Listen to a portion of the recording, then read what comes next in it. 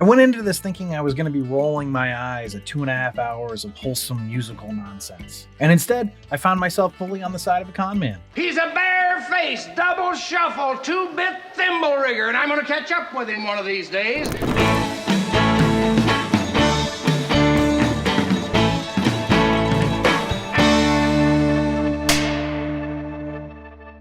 The Music Man is one of those movies that I've always known about but never really knew. It's iconic, it's endlessly referenced, and it's often spoke about like it's this wholesome, all-American musical comfort food. But when you actually sit down and watch it, what you're getting is a fast-talking con man who weaponizes civic fear, invents a moral panic, and accidentally unites a town around a lie. Which immediately made me wonder, is this movie charming because it's sincere? Or charming because it's a scam that knows it's a scam? Because if you strip away the marching bands and the bright costumes, The Music Man is really about persuasion. How easily people can be sold a story. How badly they want to believe in something. And how thin the line is between confidence and deception. So the big question for me wasn't, was this a good musical? It was, does the charm outweigh the con? And does Harold Hill actually earn his happy ending? And with that in mind, welcome back to The Rank. I'm John, and just a quick heads up on format, I'll hit a handful of behind the scenes facts called the Potent Notables, then I'll do a movie overview with spoilers, and I'll finish by ranking the movie across 10 categories. And today I'll be continuing to rank the 1962 Best Picture nominees with The Music Man, starring Robert Preston and Shirley Jones, adapted from the musical of the same name by Meredith Willson, and directed by Morton DaCosta. The Music Man was nominated for 6 Academy Awards, winning 1. The one it won was Best Score, which makes sense because it's a musical. But let's dive in, starting with the Potent Notables. Potent Notables. So as always, we start the Potent Notables with the box office info. The Music Man made $15 million against a budget of $4.24 million. So it was considered a pretty big hit. Still, the studio wasn't entirely confident, especially when it came to casting. Despite Robert Preston's Tony Award-winning Broadway performance, Warner Brothers wanted a bankable star in the lead role of Professor Harold Hill. And according to Shirley Jones, Frank Sinatra was actually offered the part. But it was Meredith Willson who insisted it had to be Preston and threatened to pull the movie rights if they didn't put him in. Cary Grant was also approached to do the movie, but he told the Warner Brothers executives, quote, "Not only will I not star in it, but if Robert Preston doesn't star in it, I won't see it." So Preston got the part, the movie was a big success, despite Warner Brothers' misgivings. Ironically, even with this success, Meredith Willson made more money off the Beatles version of the song Till There Was You than he did off the play and the movie combined. Finally, a fun behind-the-scenes note on Shirley Jones. She was pregnant during filming, and costume designers had to adjust her dresses several times to conceal it. During the footbridge scene when she and Preston embrace and kiss, her unborn baby, who would be named Patrick Cassidy, kicked Preston. And years later, when Cassidy introduced himself to Robert Preston, the actor responded by saying, "Yes, we've already met," which is cute. Anyway, those are the Potent Notables. Let's go to the movie overview. So we're going to open this movie with some amazing special effects for the opening credits. We've got a Nutcracker marching band, and they're a-movin'. And after they finally end, we see some traveling salesman getting chased out of Brighton, Illinois, onto a train by the police. They don't want no traveling salesman in Brighton, darn it. And as soon as he's on the train, we're gonna get our first taste of plot. And it's going to be through a song that is set to the tune of a train engine as it gains speed on the track and slows down towards its first stop. So as described, that doesn't sound like a super interesting premise for the tune of a song, but let me tell you, I really enjoyed it. Essentially what this song is going to lead to is to tell us that the train is full of traveling salesmen who all consider themselves to be above board, but are in awe of one particular salesman that they haven't met, a Professor Harold Hill. That is, all except for the one guy that just got chased out of Bright. He claims that Hill's a flim-flammer, a bat fowler, a mountebank. Basically, that he's a con man. He sells musical instruments, marching band uniforms, and instructional books to a town with a promise of forming a marching band. But he ends up skipping out as soon as he gets his money for those 3 things. But the next stop for the train is River City, Iowa. And by golly, he wouldn't dare to pull off these stunts in old Iowa, because those people will see right through him. But to everyone's surprise, old Harold Hill is on the train, and he thinks it sounds like a great challenge. So he gets off the train right as it starts pulling away so that he doesn't get followed. And this is how we're introduced to Professor Howard Hill and his amazing extroversion. He's going to be walking down the street of River City here with mostly unambiguous hostility from all the people he meets. And then we get a song all about how stubborn the people of Iowa are. And one of my favorite lines of the song was, "You can eat your fill of the food you bring yourself," as in, we are not hospitable. But by the end of the song, they say they're nice. And the point is to signify that he's already started to win them over, because he just doesn't give up being pleasant. Then as Harold heads to the livery stables, we find out that he's got a friend in town. To his surprise, named Marcellus. Marcellus knows Harold from before he became Harold, and apparently his real name is Gregory. Also, Buddy Hackett, who plays Marcellus, just looks hilarious. But we're establishing that Marcellus is going to give old Gregarold the inside scoop of the town. The most important thing is that Harold needs to know who the local piano teacher is. Why? He's got to keep her on her toes, get her swooning for him, so that she doesn't impede him. And it turns out that the local piano teacher is none other than Marion the librarian. And her name, rhyming with her profession, is just one of the many things about this movie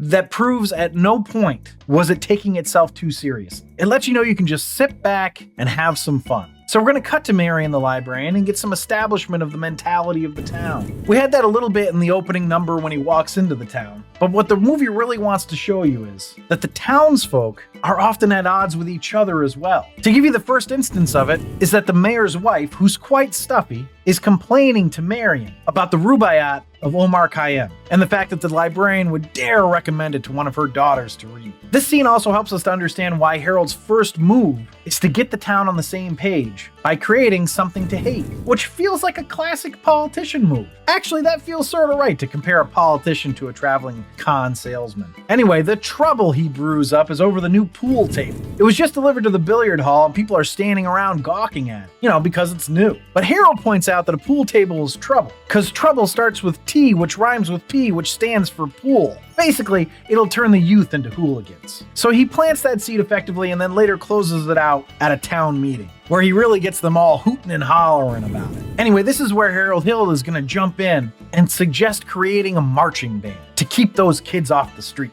Give them something to focus about that isn't about lingering around a pool table. So we're learning plenty about our con man, Professor Harold Hill, or Gregory. But what about the love interest in the film, Marion the librarian? Well, she teaches piano out of her house, and I have to say that in her first scene with her at home, I was really confused by the relationships of everybody in the house. Now, by the end of the movie, I did understand it, but basically Marion, who's gotta be in her 20s at least, lives with her mom and much younger brother. He's like 8 at most. He's probably like 5 actually. Anyway, his name is Winthrop. Amaryllis, who is in the first scene, is nothing but a piano student of hers, who seems to have a crush on Winthrop, even though she's always laughing at his lisp. Also, just as an aside, Winthrop was played by a very young Ron Howard, and I just cannot believe how freaking adorable Ron Howard was as a kid. Anyway, Marion is considered an old maid, but she's intelligent and she's not willing to settle. Also, Marion is the only one who doesn't seem to be taken in by Harold's charm. And one of the ways that Harold keeps the town off his back is by convincing the board, or whatever they are, to become a barbershop quartet. And then he uses that trick several times throughout the movie to throw them off. They're always looking for his credentials because the mayor told them to, but he always gets them singing and then runs off. Just one of the many ways we see how charming this guy is. He finds something about everyone that he can use to sell instruments to them, like when he uses monotone to show that a pair of twin boys have perfect pitch, or convincing Eulalie, the mayor's wife, that her uncomfortability with her bunion shows that she has a dancer's grace and elegance. And actually, that scene leads to the Pick a Little Talk a Little song, which is to the tune of hens clucking, scratching, and pecking. This musical really likes to evoke the sounds of everyday life, or unique sounds that you wouldn't expect a song to be to. Like Marion's first song is to the scales on the piano, which was a little grating if I'm being honest, but I also appreciated its originality and cleverness. The Pick a Little Talk a Little song was a lot of fun as well. And this is where Harold hears the rumor about Marion, which of course he thinks he'll be able to use to his advantage. The rumor is basically that Marion shacked up with an old rich guy, because that's the only way to explain that he would leave a building for the library to the town, but all the books to Marion. Of course, the rumor isn't true, but that'll come later in the movie. So believing he's found a way in with her, we get a song about how he'd rather date women of disrepute See, his friend Marcellus is going to try to set him up with a Sunday school teacher. But Harold sings that a gal who trades on all that purity merely wants to trade his independence for her security. Now that line might be dated, but I really enjoyed it. And another great line in the same song is, when a girl with a touch of sin walks in, I hope I pray for Hester to get one more A. Referencing the Scarlet Letter, of course. I mean, that's good stuff. But he goes at Marion real hard. He declares his love for her in the library, which felt a bit premature. Of course, Marion agrees with my sentiment here. We're also starting to see in this scene how he's bringing the town to revolve around him. He's just this shining star they all seem to be drawn to. But how, oh how, will he win young maid Marion over? Well, he doesn't do it through guile or cunning. He does it because he gives her brother Winthrop something to be happy about. We find out that her and Winthrop's dad died, and that Winthrop really hasn't spoken much since that happened. Now that's a sad backstory, but when he thinks he's going to be learning how to play the cornet and the instruments come into town, he starts talking. This adorable lisp-laced speaking of Winthrop is going to convince Marion to protect Harold Hill. She was about to out him to the mayor because she found out that he was lying about Gary, Indiana, being from Gary, Indiana, but ends up ripping the page out of the book that proves him to be a charlatan. And then we see that she's completely turned. She doesn't want him thinking that she's not open-minded about his thinking system. His thinking system, by the way, is that if you just think about the notes you're going to play, then you'll eventually play them. Seems legit, but then the real protection begins. The anvil salesman is back. He's the one from the train. And he wants to warn River City about Harold Hill. Lucky for Harold, he ran into Marion first. And even though he tells her Harold has bedded a music teacher in every county that he's gone to, she still ends up using her feminine wiles to keep him from getting the information to the mayor. So the idea here is that she wants to make him late enough where he has to skip town without providing the documents that proves Harold is full of shit. So basically she's trying to make it so he's got to get to the train before it leaves. But all this effort is for naught, because she just ends up making him miss it. So it ended up not being helpful at all because he's still there. Anyway, eventually the anvil salesman is going to tell the town all about it, and they're all going to chase down Harold Hill because they want to tar and feather him. But in the meantime,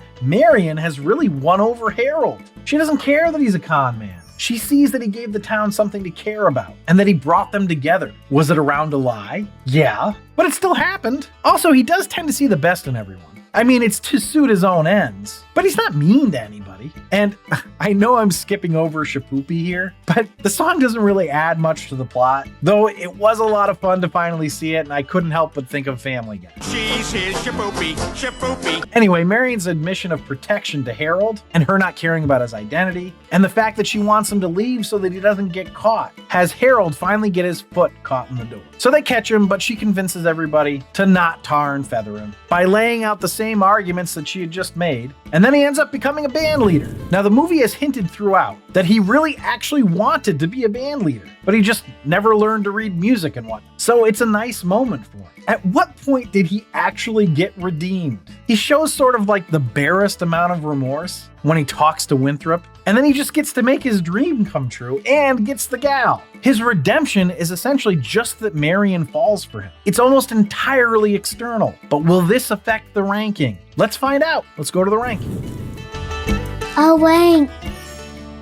So the rank is where I rank the movie on 10 categories: story, acting, originality, film coherence, cinematography, score/soundtrack/sound, script structure and dialogue, character relatability, production value, and my rank. I rank it on a scale of 1 to 10, 1 being the worst, 10 being the best. And before I dive into the rankings here, I just want to say if you're enjoying this episode, please leave a like down below. It really does help me out. But without further ado, the first category is story. So it's kind of a love story about a con man who sells instruments to a small town, but ends up falling for the local librarian/music teacher. I think the best adjective to describe this story is not deep or thoughtful, a lot of fun. I gave it a 7.5.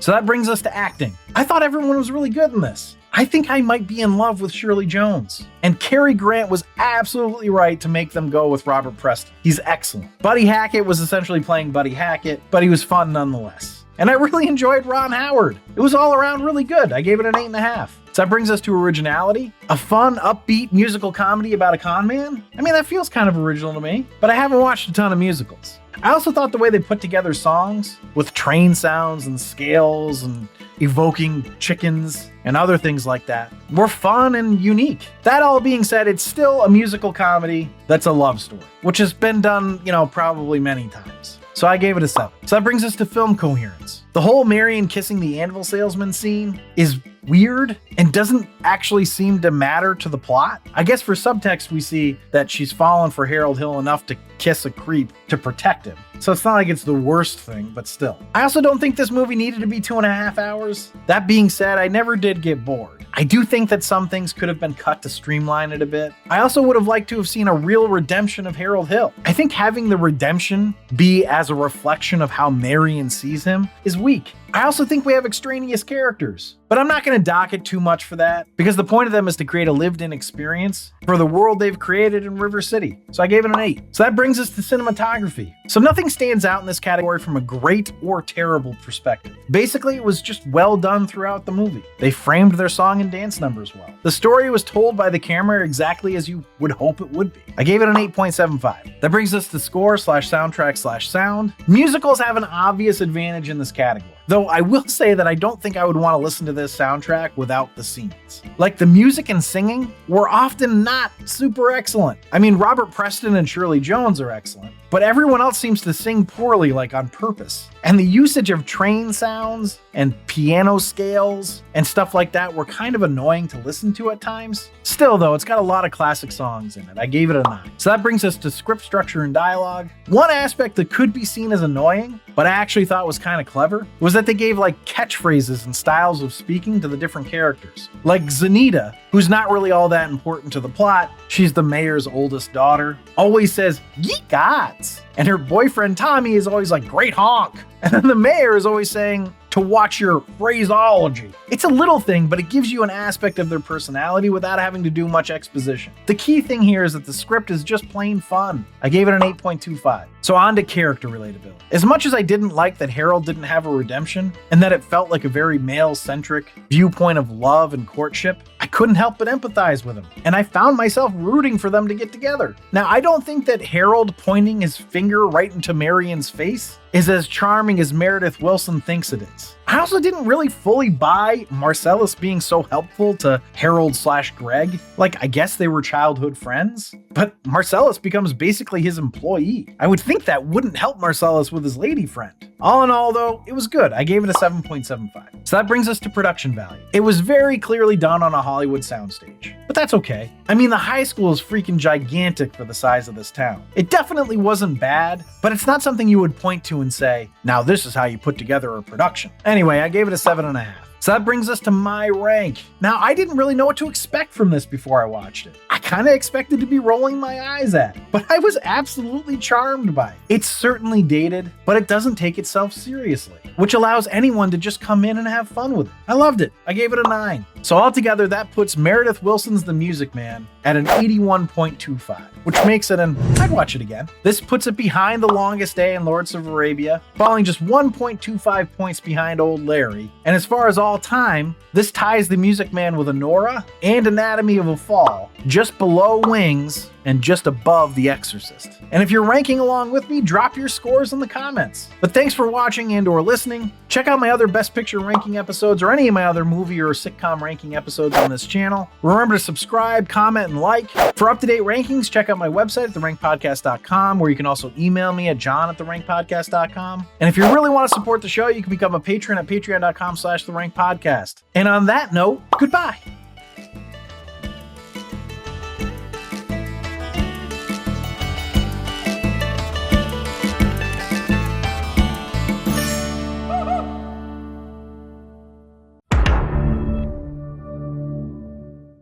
Because if you strip away the Cut! Because if you skip Cut! Because if you strip away the why can't I do this? Cut! Take 3. Because if you strip away the marching bands and the colorful, god damn it, bright costumes. I apparently do not want to say that.